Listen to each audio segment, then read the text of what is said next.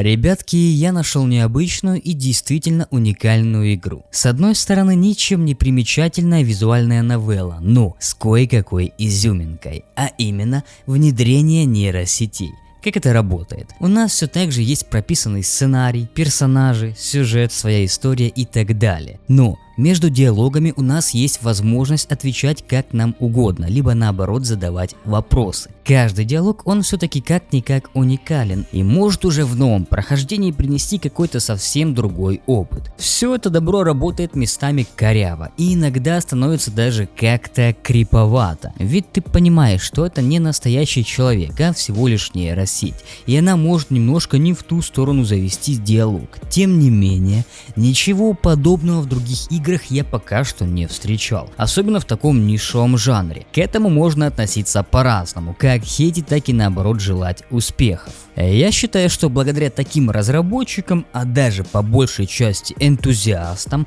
индустрия двигается вперед. Как пример, доктор Пинкейк с Бадиком. Кто играл в последние главы, вы понимаете, что я имею в виду. Чел, работая в соло, каждый патч внедряет новый геймплей в игровой процесс. Планировка вечеринки, тесты по математике, по химии со своими колбами, какой-то загадочный куб и, конечно же, обновленные драки. И благодаря таким ребятам остальные разработчики подхватывают и начинается гонка. Кто, как и так далее. Но самое интересное, что разработчик сегодняшней игры русскоязычный. У него есть Boosty, и там же по подписке можно загрузить последнюю версию. Предыдущие в общем доступе. Кто захочет ознакомиться, можете поискать на тематических сайтах. Игра называется, если что, Малтик. Со слов разработчика используется ChatGPT 3.5. Как будут доступны новые версии, он их будет сразу же внедрять. Тем не менее, даже сейчас иногда можно словить достаточно интересный диалог и даже получить вполне логичные ответы. С некоторых я просто поражался. Когда во время постельной сценки я спросил у девушки, почему у нее такие большие глаза, мне она ответила, что благодаря таким глазам я могу разглядеть не только ее душу, но и остальные части тела. Да и вообще, не отвлекайся, мы тут как бы делом заняты. И я так что-то прикинул и задумался, ведь в играх-песочницах ChatGPT можно использовать уже прямо сейчас. Прописать небольшую предысторию для NPC, внедрить в них бота, и пусть случайные люди, которых мы встретим, будут иногда вкидывать какие-то диалоги. Продавцы, таксисты, работники и многие другие. Боюсь представить, что будет через лет 5, когда нейросети получат обновление и выйдут на новый уровень. Мне это все интересно, даже несмотря на то, что мои взгляды на жизнь все-таки больше консервативны. Я старой закалки и придерживаюсь традиционных методов общения, и не только общения. Короче, хватит трындеть и погнали в игру. Я там все подробно покажу. Так, ну шо, ребятки, вот мы в самой игре под названием Малтик. На главной страничке нас приветствуют AI CGI, версия 0.1.29 и версия 0.1.32 уже доступна на Boosty. Из России и Беларуси обход блокировки в настройках. То есть первым делом мы перейдем, конечно же, в настройки. Здесь у нас, как и везде, громкость музыки, эффектов, голоса, видео и скорость текста. Язык русский. Но самое интересное, что нас интересует, это степень свободы и подсказки. Начнем со степени свободы. Влияет на случайность ответов, генерируемых моделью. Больше, то есть ближе к 1.0, модель проявляет больше творчества. Ответы разнообразнее и менее предсказуемы. Высокое значение больше 0.8 может в некоторых случаях нарушить работу триггеров в самой игре и привести к менее последовательным ответам. Маленькая, ближе к 0.0, ответы модели более определенные и консервативные, сокращает вероятность генерации необычных или нестандартных ответов. Рекомендуемое значение 0.63 или в диапазоне 0.6-0.75. Вы можете экспериментировать и найти более подходящее. Я поставил 0.73, чтобы чуть-чуть была более разнообразней, и как мне показалось, работает очень даже неплохо. Далее нас встречают подсказки. С включенными подсказками 3 быстрых ответа, но будет проявляться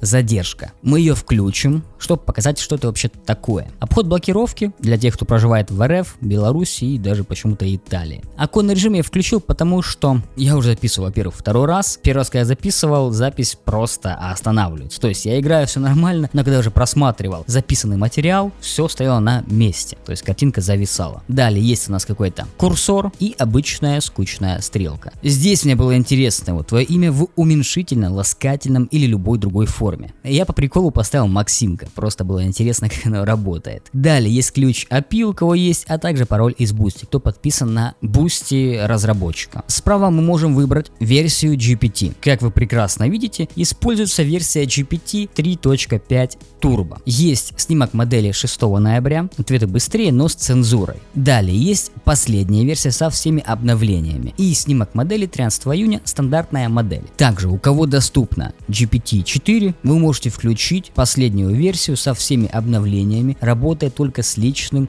ключом. Токены сильно дороже, но результат самый лучший. Рекомендуется без включенных подсказок. В главном меню у нас есть имя наше, далее мужской либо женский персонаж, женский в разработке, поэтому пока доступен только мужской. Если мы нажмем на любую из девушек, включится режим тет-а-тет. Пообщаться с девушкой, потренироваться там в общении в постели, либо просто в общении и так далее. Чуть позже покажу. Нажимаем начать игру. Моя первая игра в жанре визуальной новеллы, но надеюсь тебе понравится.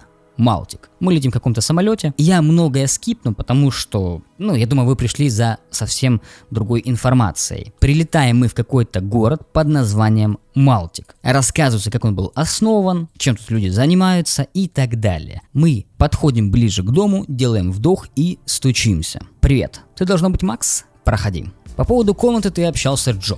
Мы еще не знакомы, меня зовут Фиона. Привет, Фиона, приятно познакомиться, мне тоже. Так, он там красавчик. Рада, что у нас будет новый сосед. Фиона ведет тебя наверх. Да, как вы уже могли понять, что модельки у нас тоже меняются. Это твоя комната. Располагайся. Когда включается вот этот вот эффектик, видите, это значит сейчас работает нейросеть. Она сделала генерацию, получается, комнаты. Условно. То есть комната одна и та же на рисунке, но пишется по-другому. Вроде как. Макс видит просторную комнату с уютной кроватью, красивым видом из окна и приятным светом, проникающим сквозь занавески. Снова включается нейросеть, и нам говорит подружка: тебе повезло с комнатой, здесь так уютно и светло. Да, диалоги уже меняются. В прошлый раз она сказала там что-то совсем другое. Окей. Сейчас у нас есть возможность ей задать вопрос, либо ответить просто по поводу нашей комнаты. То, что вы включили в настройках подсказки, у нас появляется 3 быстрых подсказки. Допустим, да, здесь действительно уютно, ты тоже выглядишь очаровательно в этом свете, у меня есть пара идей, как сделать это место еще уютней. Генерация подсказок тоже рандомная. Мы можем написать свой любой ответ, если захотим. Тут нужно понять, как это все работает. Если я сейчас задам ей вопрос, как пример, почему у тебя такой цвет волос? Вот слишком быстро скипается. Потому что сейчас, видимо, должен работать скрипт немножко по-другому. То есть моя задача именно ответить на этот вопрос. Как пример, да, комната очень просторная и светлая. Вот, ух ты, нравится и так далее. Она быстренько ответила, и проблема, возможно, со скоростью текста. Можно поставить чуть медленнее, давайте попробуем на самый минимум поставить. Так, это слишком медленно, окей. Снова напишем. Да, комната очень просторная и светлая. Это здорово, ты, наверное, сможешь делать в комнате много интересных вещей. Сейчас все нормально, то есть не скипается диалог. Ребята ушли гулять, через пару часов вернутся. Мы же собираемся приготовить ужин, когда они вернутся. Ты будешь с нами? Звучит заманчиво. Да, верный выбор. Мне нравится его улыбка, окей. Видите, подружка у нас тоже поменялась. Думаю, через знакомство твоего приезда. Какой у тебя любимый ужин? Может, мы же приготовим его сегодня для тебя. Нам предлагается подсказочки. Люблю, допустим, мексиканскую кухню, что новенькое, или там еще что-нибудь такое. Я напишу как пример, давайте. Я люблю на ужин борщ. Ого, борщ, хороший выбор. Мы с Джо сделаем великолепный борщ, ты не пожалеешь. Иногда подсказки глючат, и они повторяют то, что она мне сказала. То есть сейчас мы должны написать да, как пример, хорошо, жду борщ на ужин. Отлично, Макс, жди, будет вкусно. Еще обычно я спрашиваю совета у Лоры или Джо, но их сейчас нет, поэтому помоги выбрать мне наряд на вечер. Минимализм, не знаю, что это такое, ну же, красное платье, белая майка, розовая рубашка. Вот, у нас подружка появляется сразу в розовой рубашке. Поставим красное платье, вот красное платье, белая майка, в белой майке. Окей, пусть будет розовая рубашка, спасибо. Вкус у него есть, конечно, какой-то. Оставьте Фиону, сделать так, чтобы она заметила, не делать этого, да, не привлекая внимания. Пусть заметит. Сейчас нам показалось по какой-то причине именно красное платье. Не то, что мы изначально ей загадали. Не розовая рубашка, точнее. Так, и немного о наших соседках. Ладно, максимум одно предложение. Джозефина работает в кафе, Дина веб-дизайнер, Лора спортсменка. Кстати, в прошлый раз она там расписала настолько большое предложение по поводу Джозефины, Дианы и Лоры, это жесть. Сейчас, видимо, я не знаю, возможно, то, что я поставил на 0.73, она написала, что максимум одно предложение. То есть, видите, как-то действительно она может с вами общаться. Точнее, чат GPT. Веб-дизайнер Лора спортсменка. Напишем, допустим, ух ты, я тоже спортсмен. Ого, ты тоже спортсмен? Какой вид спорта предпочитаешь? Так, бодибилдинг, йогой. Допустим, мне нравится йога. Йога — это круто, гибкость и сосредоточенность. Вот что меня тоже привлекает в йоге. Может, однажды ты покажешь мне пару своих фирменных поз? Давайте просто ответим, типа, может, я там присоединюсь. Конечно, я бы не отказался от такой компании. Йога вдвоем звучит замечательно. Мы можем сделать это прямо здесь, в моем уютном студийном пространстве. Конечно, звучит замечательно. Отлично будет здорово провести время вместе. Я уверен, что нам обоим понравится. Даже какие-то смайлики там ставят. Надеюсь, комната тебе понравится. Если что, обращайся, конечно. Я в душ. Вот она пошла в душ. Мы можем подглядеть, но не будем это делать. Уважить пространство и закрыть дверь. А ты кто такой? Скажешь, что новый сосед. Меня зовут Макс, это новый сосед. А как тебя зовут? Грубиянка, короче, она просто убежала. Далее у нас появляется Джозефина. Как видите, с таким вот интересным эффектом. О, привет, ты новый сосед, верно? Я Джо, работаю в местном кафе. Фиона тебе уже здесь все показала? Я был только в своей комнате. Супер, нужна ли тебе еще небольшая экскурсия? Конечно, ему нужна экскурсия. Так, окей, далее. Давайте посмотрим на кухню. Теперь у нас появилась моделька с определенной внешностью. Здесь мы часто творим кулинарные чудеса. Окей, да. И теперь уже другое личико, как и у нашей подружки Фионы. Макс видит в комнате Джозефины большую кровать с мягкими подушками, нежные занавеси на окнах, создающие уютную атмосферу, и приглушенное освещение, которое добавляет загадочности. Я бы с удовольствием провел здесь ночь. Воу-воу, притормози. Может быть, позже, когда узнаю тебя получше. Пока не забыла, если у тебя какие-то аллергии или предпочитаешь там что-то такое. Типа, что ты, короче, не хаваешь. Допустим, что я не ем? Я не люблю бургеры. Или это слишком обобщенно? Давай, допустим, я не люблю мясо. Мясо я обожаю, если честно. Прям очень не могу без него жить. Но здесь мы скажем, что не любим мясо. Понятно. Когда будем готовить что-то без мяса? Может, сделаем вегетарианский салат или пасту с овощами? Звучит отлично, давай попробуем что-то вегетарианское. Прекрасно, я там знаю, что это такое и так далее. Это моя комната. Да, яркая, веселая. Спасибо за комплименты.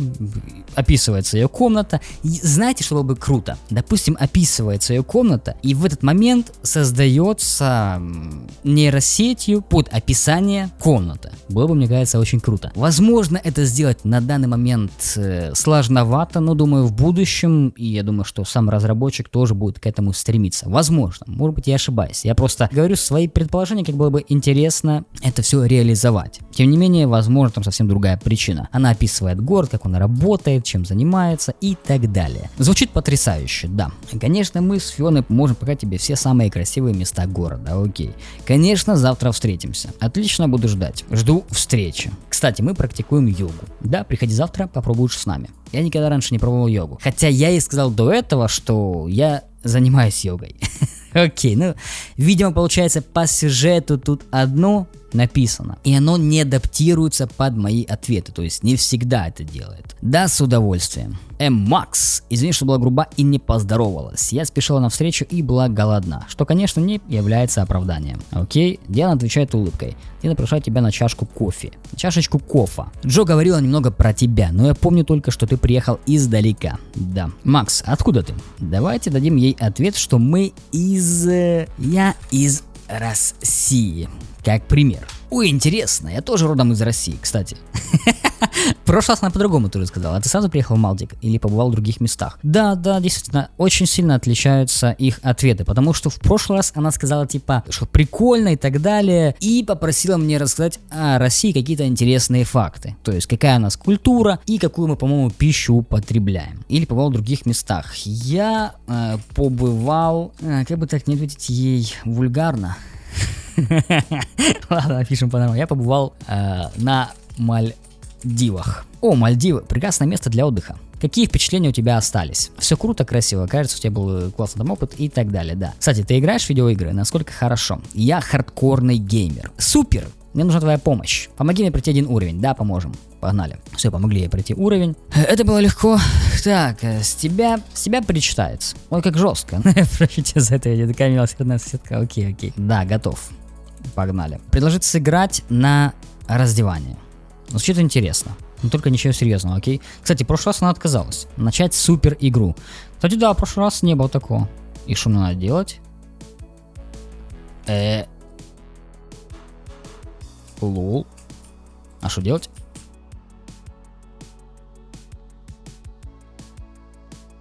Типа должен... Жесть, нифига себе. Это вот нежданчик. Такого у меня не было. Хоп.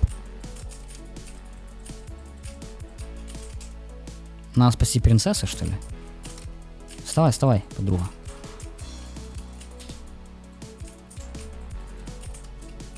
Так, и куда ее нужно увести? Принцесса, живи. Принцесса, живи, а я не живи. Уже ждут девчонки за столом, ясно. Короче, я проиграл, походу. Я же проиграл или что? Походу, да. Так, вот, короче, у нас подружки. 4 штуки. Посмотреть на Лору? Да, посмотрели. Ты уже успел погулять по городу, Макс? No. Да, уже успел. Нет, еще не был в городе. Конечно, я буду рад посмотреть. Погнали дальше. Мне нравится твоя инициатива.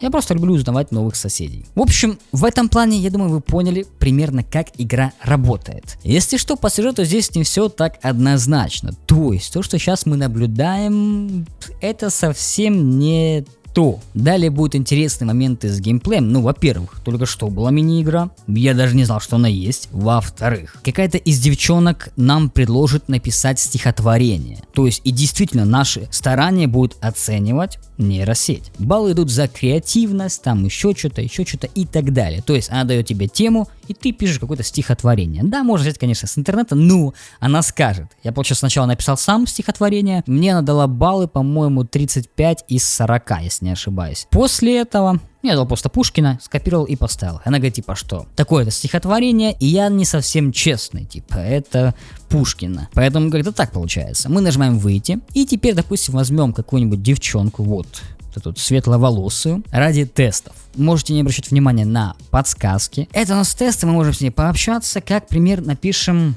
допустим, почему у тебя такой цвет волос. Мои длинные белые волосы — это просто часть моего стиля, Макс. Мне нравится быть уникальной и привлекать внимание. К тому же они отлично сочетаются с моим острым характером. У тебя есть шрам? Макс, зачем тебе эти детали? Хватит фиксироваться на внешности. Давай лучше перейдем к более интересным вещам. Напишем уже без вопроса.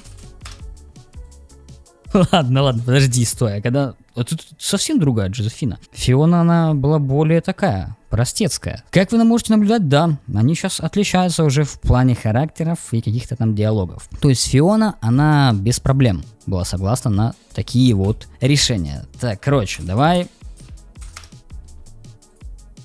Я не буду сложиться на такие предложения. Давай обсуждать что-то более интересное и уместное. Ага! Так, подожди. Это не хочет с нами. Теперь давай ты. Встань. О, Максимка. Ты начинаешь интересно, что ты хочешь, чтобы я сделаю, стоя на коленях. Вот, видите, это уже соглашается, естественно. Так, для начала я хочу узнать, почему у тебя такие большие глаза. То, что я говорил в начале ролика. Как она сейчас ответит. Мои глаза такие большие, чтобы я могла видеть твои самые грязные фантазии, Максимка. Сейчас давай перейдем к более увлекательным занятиям, а? Да, кстати, отличается, совсем отличается. Что тебе нравится поняли в чем? Экспериментировать, испытывать новые ощущения, исследовать свое тело и тело партнера. Мне нравится, когда меня ласкают, обнимают. А тебе что нравится? Мне нравится... Давай, допустим, напишем... Ты не против?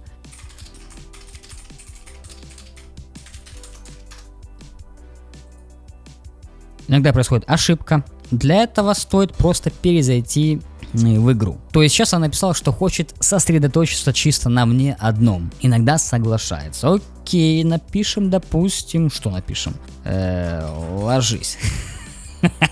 Так, это, видимо, проглючило в прошлый раз. Окей.